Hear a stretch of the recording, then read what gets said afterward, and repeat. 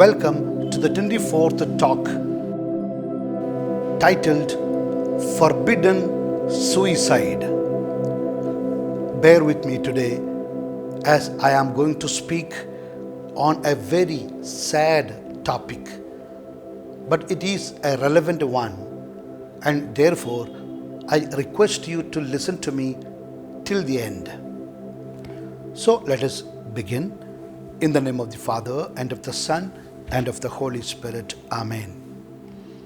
On 6th May 1998, Bishop John Joseph, Bishop of Faisalabad Diocese, Pakistan, committed suicide by shooting himself with a pistol in front of the court building in the town's high wall.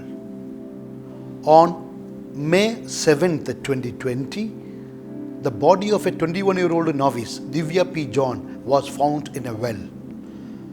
On 20th June 2020, 50-year-old priest Bala Shauri Reddy, the vicar of Kolakalur parish in Andhra Pradesh, was found hanging from the ceiling fan in the presbytery.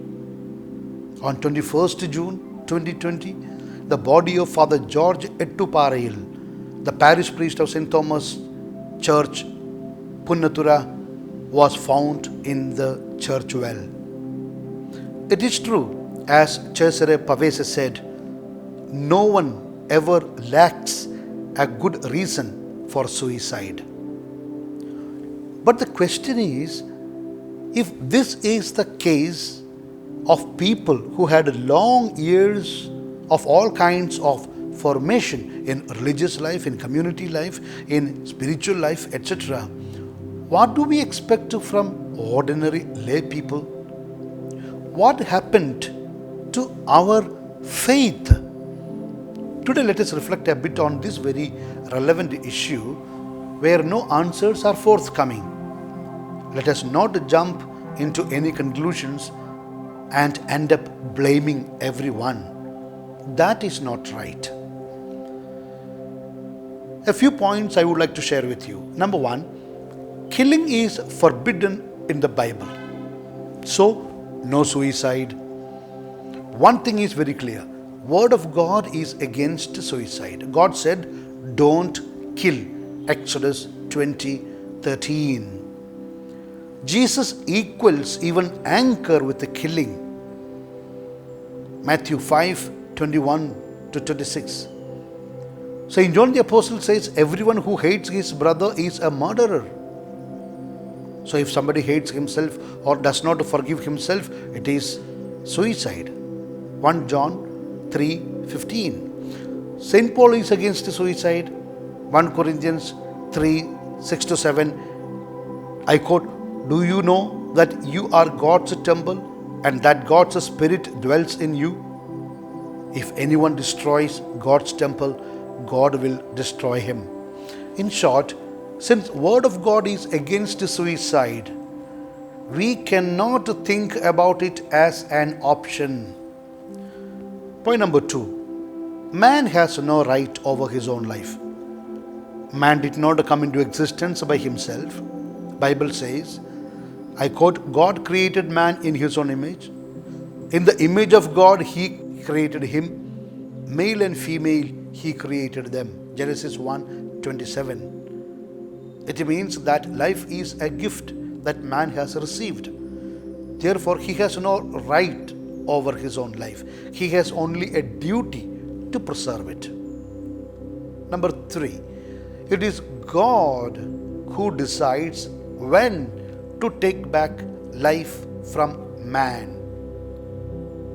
Till God decides one day to take back life from man, he has to keep himself alive.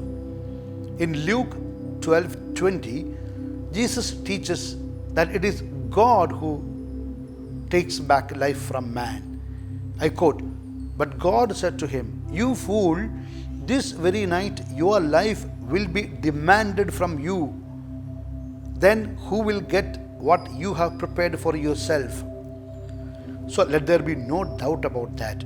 It is God alone who can decide when to take back life from man. Catholic Catechism teaches, I quote, God alone is the Lord of life from its beginning to its end. No one, under any circumstance, can claim for himself the right directly to destroy an innocent human being. Number 4, according to the Catechism of the Catholic Church, number 2281, suicide violates the commandment of love at all 3 levels. Number 1, suicide is against the love of God. It is like interfering in the rights of God. I quote, it is contrary to love for the living God. Close quote. Suicide is against love of God. Number 2, suicide is against the love of the neighbor. How? I quote, it likewise offends love of neighbor because it unjustly breaks the ties of solidarity with the family, nation, and other human societies to which we continue to have obligations.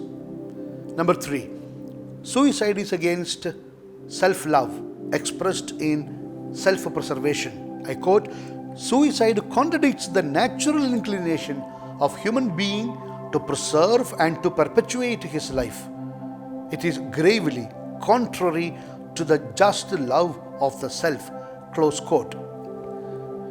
Point number 5, avoid judging the victims of suicide. We should not judge anyone. These people could be simply victims who deserve our sympathy, respect, and love. We know that suicide is wrong, but we should not be uncharitable in our attitude towards them. Jesus says in Matthew 7:1, judge not that you may not be judged. Our Holy Mother Church teaches grave psychological disturbances, anguish, or grave fear of hardship, suffering, or torture can diminish the responsibility of the one committing suicide. Moreover, we need not worry about their salvation, since, I quote, by ways known to Him alone, God can provide the opportunity for salutary repentance. The Church prays for persons who have taken their own lives. Close quote. Point number 6, beware of deletism. Making mistake is a common thing. Learning from the mistakes once made is common sense, but learning from others' mistake is prudence. When our children make mistakes, we should be careful not to create in them 3 things.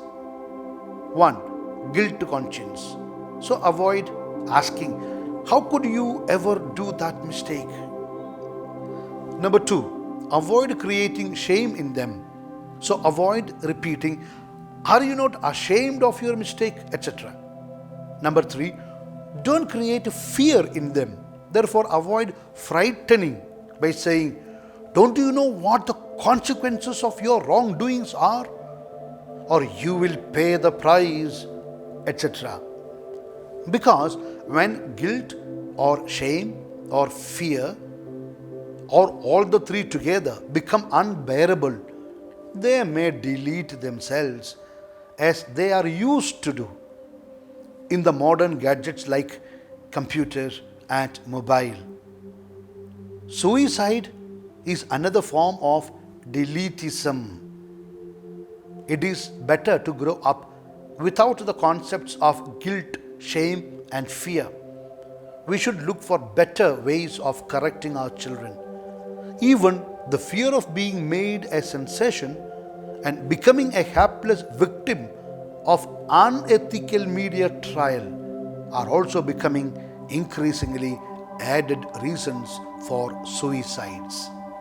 In conclusion, Albert Camus said, one needs more courage to live than to kill himself. Juliet Levy said, the bravest thing I ever did was continuing my life when I wanted to die. Yes, suicide does not end the chances of life getting worse.